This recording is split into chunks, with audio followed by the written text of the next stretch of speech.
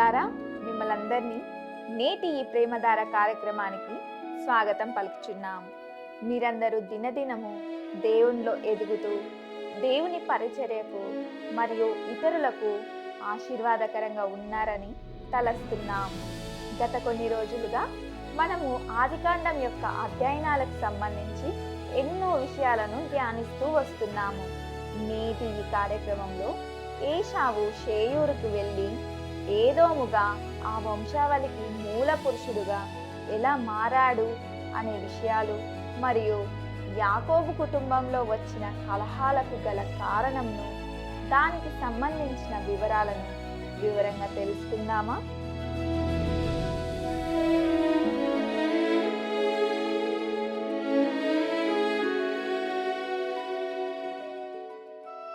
ప్రియులరా, మనము నేటి ఈ పాఠంలో ఆదికాండము 36వ అధ్యాయాన్ని మరియు 37వ అధ్యాయము మొదటి 4 వచనాలను ధ్యానించుకోబోతున్నాం.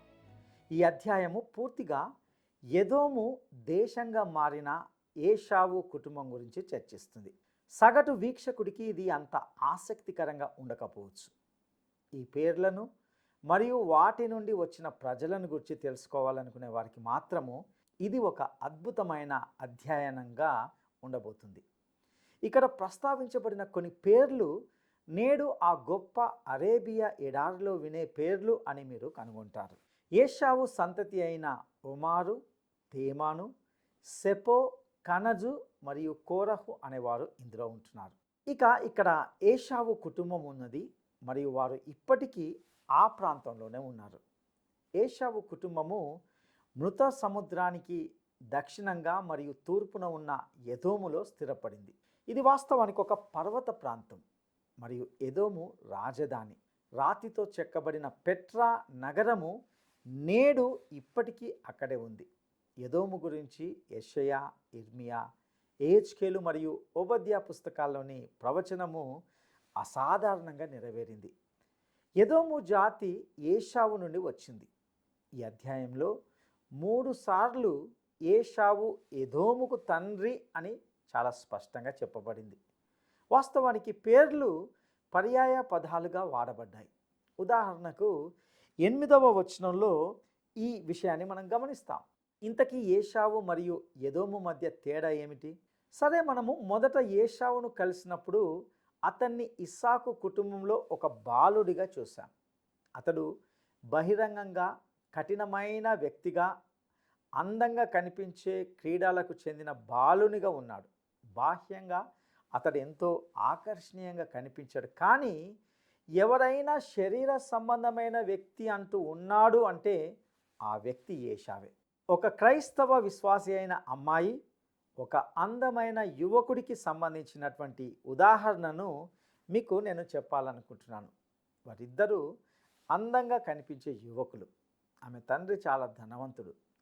అయితే ఆమె ఒక బ్యాంకులో క్లర్కుగా ఉండి ఆ బ్యాంకుకు వచ్చే ఒక పేద అందమైన యువకుడిని కలిసింది.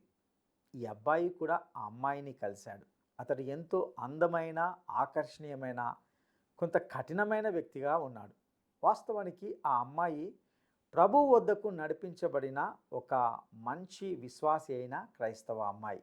ఆ యువకుడు ప్రభువు వద్దకు వస్తాడని ఆశతో ఆమె ఈ యువకుణ్ణి వివాహం చేసుకోవాలని పట్టుబట్టింది. అయితే ఆ యువకుడు ప్రభువు వద్దకు రావాలనే ఆలోచనతో ఏమాత్రము లేడు. కానీ అతడు ఏ విధంగానైనా ఆ అమ్మాయిని వివాహం చేసుకోవాలని అనుకున్నాడు. ఆమె అందంగా ఉంది మరియు ఆమె వద్ద డబ్బు ఉంది. అతడు శరీర సంబంధమైన వ్యక్తి. మొత్తానికి వారు వివాహం చేసుకున్నారు. కానీ తర్వాత కొంతకాలానికే ఆమె విడాకులు తీసుకున్నది. ఆమె చెప్పింది ఏమిటంటే, లౌకిక, శారీరక మరియు శరీర సంబంధమైన విషయాలకు ఇంతగా లొంగిపోయిన వ్యక్తిని నా జీవితంలో ఎప్పుడూ ఎక్కడ చూడలేదు అని చెప్పింది. తన మొత్తం జీవితంలో ఎన్నడూ ఉన్నతమైన, గొప్ప ఆధ్యాత్మిక, అద్భుతమైన ఆలోచనను కలిగి ఉండని వ్యక్తి ఇలా ఉంటాడని నేను నా కలలో కూడా ఊహించలేదని చెప్పింది. అతడు బయటకు అందంగా ఉన్నప్పటికీ అతడు వాస్తవానికి లోపట ఎంతో క్రూరంగా ఉన్నాడని ఆమె చెప్పింది. పైకి అతడు మంచి అభిప్రాయాన్ని ఇచ్చాడు. మరియు వారు ప్రేమలో ఉన్నప్పుడు అతడు ఎంతో మంచిగా, మర్యాదగా మరియు ధీమగా ఉన్నట్లుగా కనిపించాడు. కానీ లోపల మాత్రము అతడు ఎంతో క్రూరంగా మరియు మొరటుగా ఉన్నాడు. ప్రియులారా, ఏశావు కూడా ఇలాంటి వాడే. అతడు బయటకి ఆకర్షణీయమైన యువకునిగా ఉన్నాడు, కానీ అతడు పూర్తిగా శరీర సంబంధమైన వ్యక్తి. బహుశా ఎవరైనా దేవుడు ఏశావు కంటే యాకోబును ఎన్నుకున్నందుకు దేవునితో వాదించాలనుకోవచ్చు. ఏశావు బయటకు చాలా మంచిగా కనిపించాడు, దేవుడు తప్పు చేసి ఉంటాడా? ఓబద్య ప్రవక్త తన చిన్న ప్రవచనంలో ఏశావును ఎలా బహిర్గతం చేశాడో చూస్తాం. ఒక చిన్న ఏశావు దాదాపు 1,00,000 మంది ఎదోమీయులుగా మారాడు. వారిలో ప్రతి ఒక్కరూ ఒక చిన్న ఏశావు.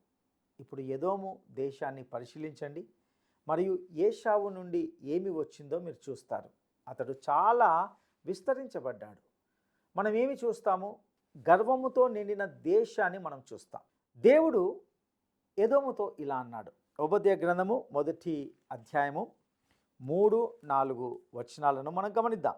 అత్యున్నతమైన పర్వతముల మీద ఆసీనుడవయ్యుండి కొండ సందులలో నివసించువాడా, నన్ను క్రిందికి పడద్రోయగలవాడెవడని అనుకొనువాడా, నీ హృదయపు గర్వము చేత నీవు మోసపోతివి. పక్షిరాజు గూడంత ఎత్తున నివాసము చేసుకొని నక్షత్రములలో నీవు దాని కట్టినను, అచ్చట నుండి నేను నిన్ను క్రింద పడవేతును. ఇదే యెహోవా వాక్కు. ప్రియులారా, ఇది హృదయ గర్వం యొక్క స్వాతంత్ర ప్రకటన. అంటే దేవుడు లేకుండా జీవించగలనని మరియు దేవుని యొక్క అవసరం లేదని చెప్పే ఆత్మ, అదే ఏశావు. పాత నిబంధన చివరి పుస్తకమైన మలాకి గ్రంథంలో కూడా దేవుడు అంటున్నాడు, నేను యాకోబును ప్రేమించాను మరియు ఏశావును ద్వేషించాను. ఈ మనుషులు జీవించిన 1000 సంవత్సరాల వరకు దేవుడు అలా అనలేదు, కానీ దేవుడు ప్రారంభంలోనే ఏశావు యొక్క హృదయాన్ని తెలుసుకోగలిగాడు. చరిత్రలో వారు తమ మార్గాన్ని కనుగొన్న తర్వాత దేవుడు ఖచ్చితమైన వాడని మనందరికీ స్పష్టంగా తెలుస్తుంది. ఇక మనము ఆదికాండము 36వ అధ్యాయము 1వ వచనాన్ని మనం గమనిద్దాం. ఎదోమను ఏశావు వంశావళి ఇదే. ఇక్కడ మళ్ళీ ఏశావుయే ఎదోము అని మనకు చెప్పబడింది. ఆదికాండము 36వ అధ్యాయము 2-3 వచనాలను మనం గమనిద్దాం. ఏశావు కనాను కుమార్తెలలో హిత్తీయుడైన ఏలోను కుమార్తెయగు ఆదాను, హివ్వీయుడైన సిబ్యోను కుమార్తె అయిన అనా కుమార్తెయగు అహోలీబామాను, ఇష్మాయేలు కుమార్తెయు నెబాయోతు సహోదరియునైన బాషెమతును పెళ్లి ఆడెను. ప్రియులారా, ఏశావు 2 కనానీయ స్త్రీలను, ఒక ఇష్మాయేలియా స్త్రీని కూడా వివాహం చేసుకున్నాడని మీకు గుర్తుందా?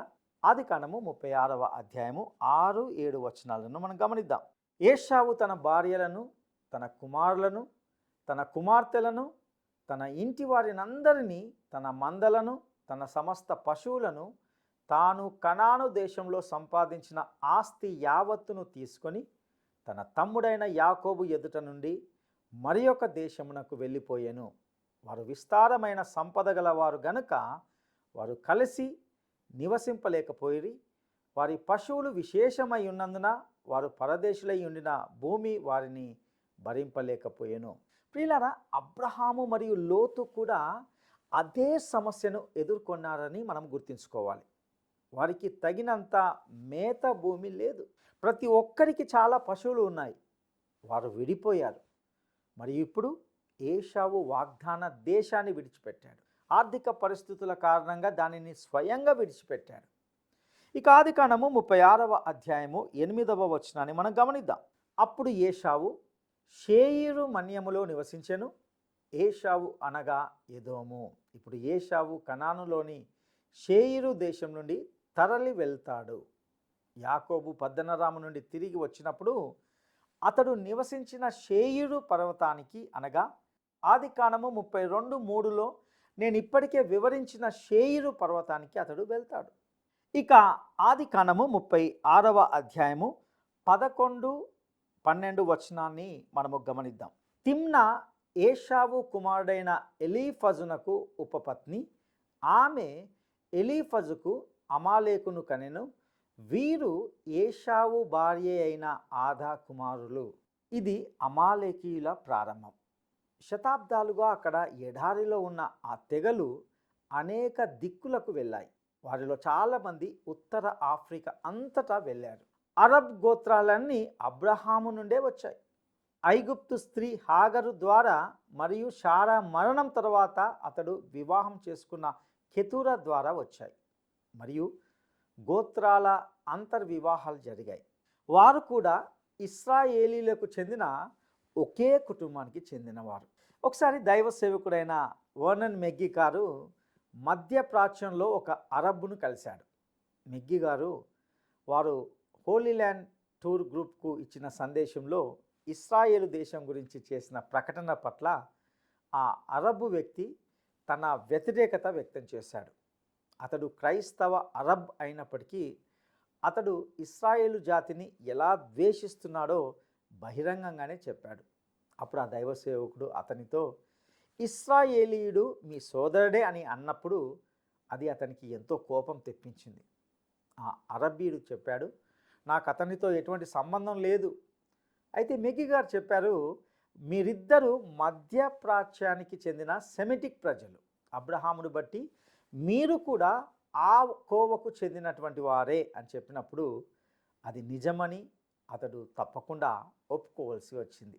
ప్రియులారా, ఈ అధ్యాయము ఈ సంబంధాలను చూపిస్తుంది కాబట్టి ఇది ఎంతో ముఖ్యమైనదని, దీని గురించి మనకు చెప్పడానికి దేవుని ఆత్మ చాలా బలంగా పనిచేస్తున్నది. ఈ అధ్యాయంలో మనకు కొంత హాస్యం కూడా కనిపిస్తుంది. ఇక ఆదికాండము 36వ అధ్యాయము 15వ వచనాన్ని మనం గమనిద్దాం. ఏషావు కుమారులలో వీరు నాయకులు. ఏషావు ప్రథమ కుమారుడైన ఎలీఫజు కుమారులు.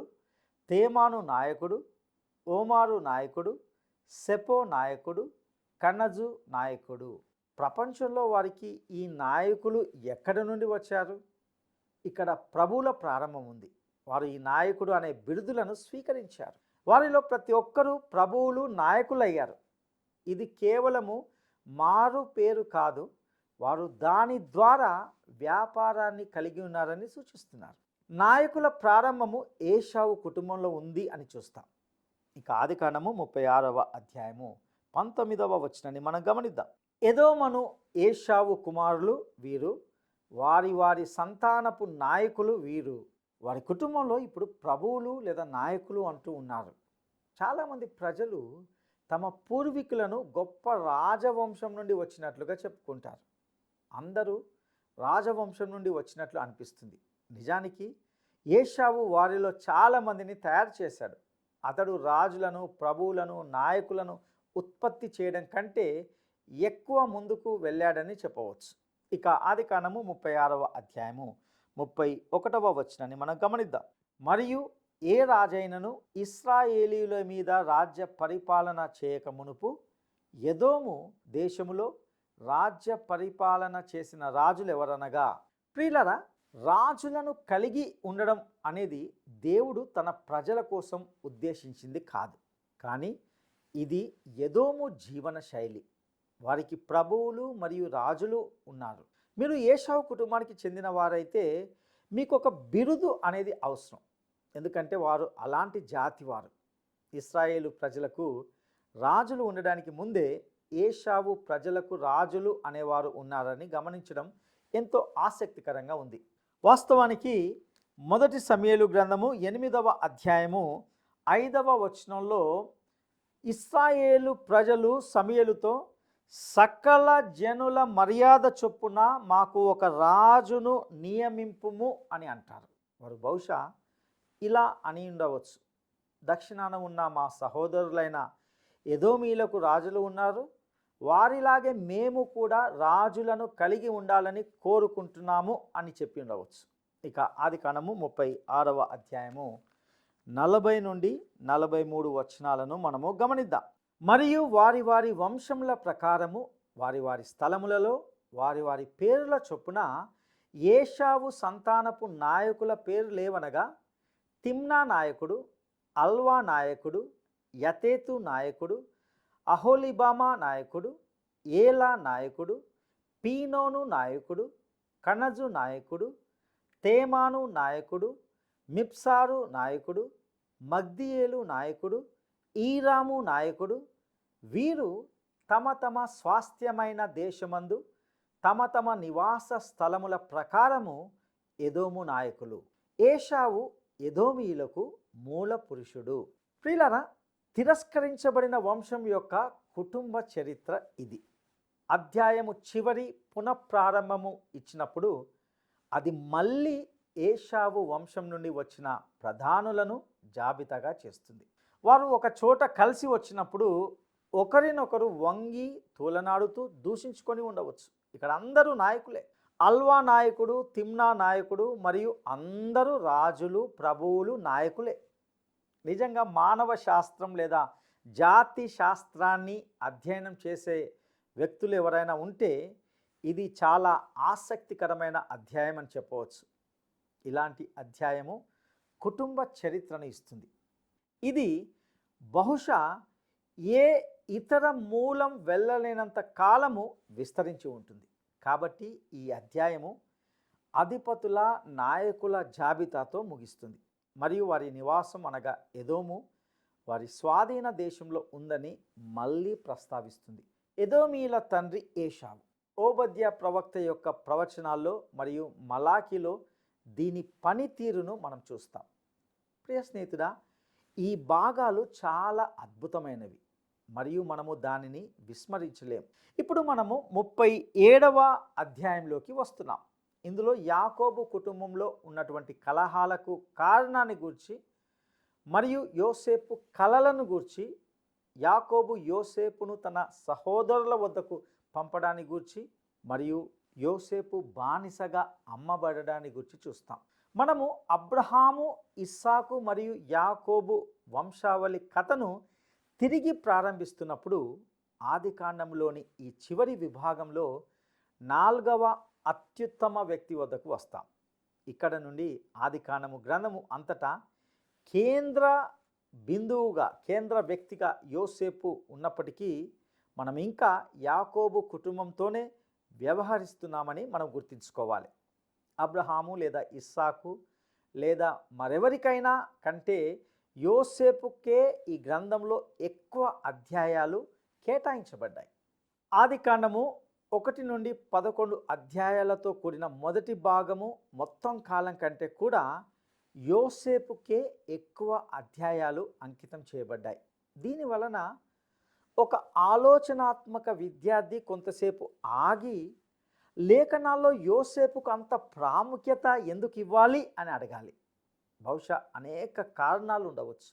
ఒకటి, యోసేపు జీవితం మంచిది మరియు గౌరవప్రదమైన జీవితమైనది. యోసేపు జీవితానికి ఫిలిప్పీ పత్రిక 4వ అధ్యాయము 8వ వచనము ఒక చక్కటి ఉదాహరణగా మనం చెప్పవచ్చు.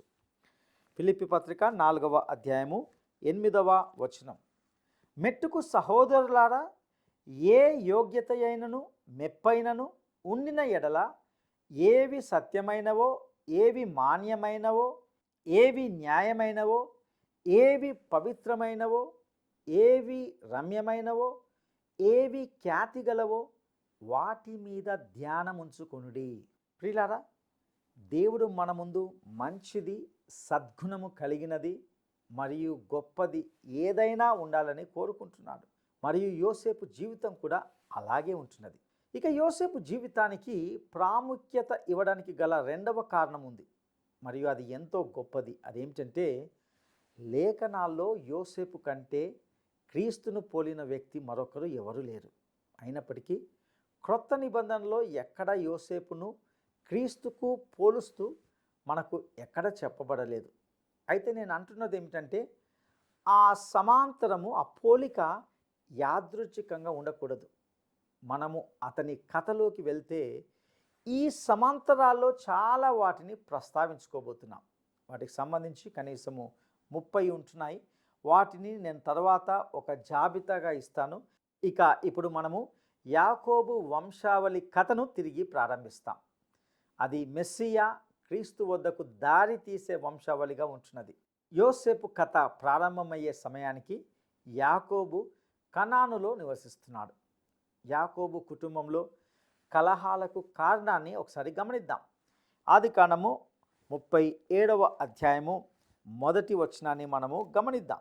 యాకోబు తన తండ్రి పరదేశవాసిగా ఉండిన కనాను దేశంలో నివసించెను. యాకోబు స్పష్టంగా బెత్లెహేముకు దక్షిణంగా వెళ్ళి హెబ్రోనుకు వచ్చాడు. అబ్రహాము తన నివాసము ఏర్పరచుకున్న ప్రదేశం ఇదే. ఇది దేవునితో సహవాసం సంబంధము కలిగిన స్థలం. ఇక ఆదికాండము 37వ అధ్యాయము 2వ వచనాన్ని మనము గమనిద్దాం. యాకోబు వంశావళి ఇది. యోసేపు 17 వాడై తన సహోదరులతో కూడా మందను మేపుచుండెను. అతడు చిన్నవాడై తన తండ్రి భార్య అయిన బిల్హా కుమారుల యొద్దను జిల్పా కుమారుల యొద్దను ఉండెను. అప్పుడు యోసేపు వారి చెడుతనమును గూర్చిన సమాచారము వారి తండ్రి యొద్దకు తెచ్చుచుండువాడు. యాకోబుకు ఉన్న కుమారుల సమూహము నిజంగా సమస్యాత్మకమైన పిల్లలని మనం చూడవచ్చు. ఇందులో యోసేపు మరియు బెన్యామీనులను మినహాయించవచ్చు. దేవుడు వారికి నేర్పించే పాఠాలు నేర్చుకోవడానికి ఈ వ్యక్తులకు చాలా సమయం పట్టింది. ఇక మనము ఇప్పుడు యాకోబు నుండి యోసేపు వైపు ప్రాధాన్యత మారిందని గమనించగలం. ఈ సంఘటన జరిగినప్పుడు యోసేపు కేవలము 17 ఏళ్ళు అనగా అతడు కేవలము టీనేజర్గా అనగా యుక్త వయసు గలవానిగా ఉంటున్నాడు. అతడు మందలతో ఉన్న ఇతర కుమారుల్లో చిన్నవాడు. బెన్యామీను ఇంకా చాలా చిన్నవాడు. అతడు ఇంకా ఇంట్లోనే ఉన్నాడు. యోసేపు తన తండ్రికి ఇతర కుమారుల గురించిన చెడు వార్తలను తీసుకువచ్చేవాడు. వాస్తవానికి అది వారికి నచ్చలేదు. వారు అతన్ని ఒక చాడీల కోరు అని పిలిచేవారని నేను ఖచ్చితంగా అనుకుంటున్నాను. ఇక ఆదికాండము 37వ అధ్యాయము 3వ వచనాన్ని మనము గమనిద్దాం. మరియు యోసేపు ఇశ్రాయేలు వృద్ధాప్యమందు పుట్టిన కుమారుడు గనుక తన కుమారులందరికంటే ఎక్కువగా అతని ప్రేమించి అతని కొరకు విచిత్రమైన నిలువుటంగి కుట్టించెను. ప్రియులారా, యాకోబు తన స్వంత ఇంట్లోనే ఒక పాఠం నేర్చుకోవాలి. ఒక్కరినే పక్షపాత ధోరణిలో ప్రేమించడం, ఇష్టపడడం ద్వారా కుటుంబంలో సమస్యలు వస్తాయని అతనికి తెలుసు. అతని సొంత తండ్రి తన అన్నయ్యను ఇష్టపడ్డాడు. మరియు వివక్ష చూపడం అంటే ఏమిటో యాకోబుకు స్పష్టంగా తెలుసు. కానీ ఇక్కడ అతడు అదే పద్ధతిని పాటిస్తున్నాడు. రాహేలు తను నిజంగా ప్రేమించే భార్య అని, ఆమె తన జీవితంలో ఒక మంచి విషయమని, మరియు యోసేపు నిజంగా మంచి అబ్బాయి అని, యాకోబు అతన్ని ఎంతో ప్రేమించాడని తెలుసుకొని అతని భావాలను మనము కొంతవరకు అర్థం చేసుకోవచ్చు. ఇదంతా నిజమే అయినప్పటికీ అది ఇప్పటికీ ఒక సాకుగా ఉండకూడదు. అతడు యోసేపుకు రంగురంగుల ఆ అంగీని తయారు చేసి ఉండకూడదు అనేది నా అభిప్రాయం. ప్రియులారా, విచిత్రమైన నిలువుటంగి యొక్క మరొక సాధ్యమైన అనువాదం ఏమిటంటే అది ఒక పొడవాటి చేతుల అంగి. మీరు గమనించండి, ఆ రోజుల్లో సాధారణ అంగి 10 అడుగుల పొడవున్న ఒక వస్త్రాన్ని కలిగి ఉంటుంది. వారు దాని మధ్యలో ఒక రంధ్రం వేసి ఆ రంధ్రం ద్వారా తమ తలను దూర్చుతారు. ఆ వస్త్రంలో సగము శరీరం ముందు భాగంలోకి, సగము వస్త్రము శరీరం వెనుక భాగంలోకి పడిపోతుంది. వారు దానిని నడుము చుట్టూ కట్టేవారు లేదా ప్రక్కలకు కుట్లు వేసేవారు. అదే వారి అంగి లేదా కోట్ అవుతుంది. వారి వస్త్రాలకు పొడవాటి చేతులు కలిగి లేవు. కాబట్టి ఏ వ్యక్తి అంగికైనా ఈ పొడవాటి చేతులు పెట్టడం అతన్ని ఇతరుల నుండి ప్రత్యేకంగా వేరు చేస్తుంది. మరియు ఖచ్చితంగా అనేక రంగులు కలిగిన అంగి అతన్ని ఇతరులతో వేరు చేస్తుంది. ఇక ఆదికాండము 37వ అధ్యాయము 4వ వచనాన్ని మనం గమనిద్దాం. అతని సహోదరులు తమ తండ్రి అతనిని తమ అందరికంటే ఎక్కువగా ప్రేమించుట చూచినప్పుడు వారు అతని మీద పగపట్టి అతనిని క్షేమ సమాచారమైనను అడగలేకపోయిరి. ప్రియులారా, సహజంగానే సోదరులు అతని తండ్రికి ఇష్టమైన వ్యక్తిగా ఉన్నందుకు యోసేపును ఎంతో ద్వేషించారు. వారు అతనితో శాంతియుతంగా మాట్లాడలేకపోయారు. కాబట్టి ఇక్కడ మనము ఈ కుటుంబంలో కూడా కలహాలను చూస్తున్నాం. నేను మీకు మరొకసారి చెప్తున్నాను, అది ఎవరి కుటుంబమైనా సరే పాపం అనేది దానిని నాశనం చేస్తుంది. పాపము జీవితాలను నాశనం చేస్తుంది. మరియు పాపము కుటుంబాలను నాశనం చేస్తుంది. పాపము సమాజాలను నాశనం చేస్తుంది మరియు అది దేశాలను కూడా నాశనం చేస్తుంది. ఇది నేటి మన కుటుంబాలు మరియు నగరాలు మరియు దేశాల సమస్య కూడా. ఒకే ఒక కారణం ఉంది, దేవుడు దానినే పాపము అని పిలుస్తున్నాడు. కాబట్టి ఇక్కడ ఈ యువకుడైన యోసేపు వివక్షకు గురవుతున్నాడని మనం చూస్తున్నాం. అతని తండ్రి అతని పట్ల ప్రేమలో వివక్షను చూపిస్తున్నాడు. సోదరులు అతని పట్ల ద్వేషంలో వివక్ష చూపిస్తున్నారు. ప్రియ సహోదర సహోదరి, ఈ సందేశం మనకు ఎన్నో గొప్ప ఆధ్యాత్మిక సత్యాలను నేర్పించి ఉన్నదని భావిస్తున్నాను. ఇందలి సత్యాలను మన జీవితాలకు అన్వయించుకోవడానికి ప్రభు మీకు సహాయం చేయనుగాక. దైవాశీస్సులు.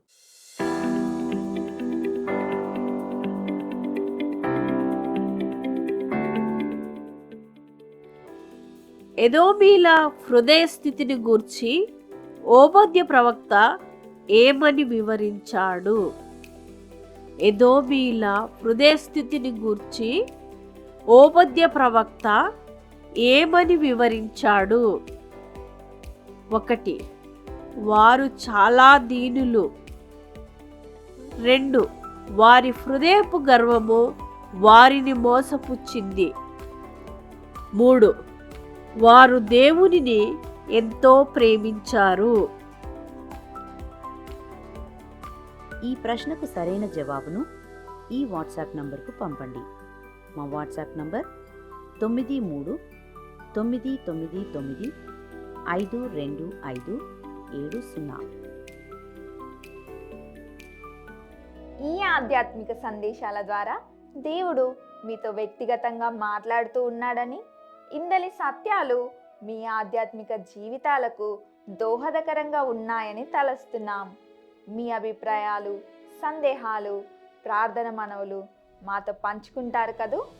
ఈ స్క్రీన్ మీద ఉన్న ఫోన్ నెంబర్ ద్వారా మమ్మల్ని సంప్రదించగలరు. మేము మీ కొరకు క్రమంగా ప్రార్థిస్తున్నాం. సర్వశక్తిమంతుడైన దేవుడు మీకు తోడై ఉండునుగాక. దినములు నీవని అనుకోకు, దుర్దినములలో నీ ఉన్నావు.